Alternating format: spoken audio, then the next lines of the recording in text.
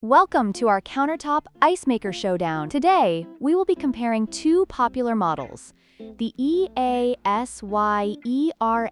Nugget Ice Maker, known for its soft and chewable ice, and the Smug Ice Maker, which offers quick production of bullet-shaped ice. We'll explore their features, pricing, and performance to help you determine which one is the best fit for your home or office. The EASYERA Nugget Ice Maker produces soft, chewable nugget ice which is perfect for chilling drinks quickly while maintaining flavor. In contrast, the Smug Ice Maker produces bullet ice, which is harder and melts faster. If you prefer a softer ice experience, the EASYERA is the way to go, while the Smug is ideal for those who need quick, hard ice.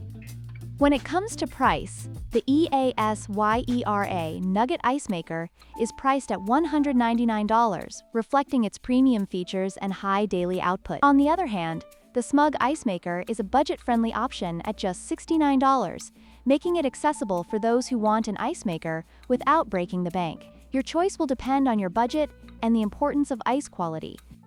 The EASYERA Nugget Ice Maker has an impressive daily production capacity of 33 pounds, making it suitable for larger gatherings or frequent use.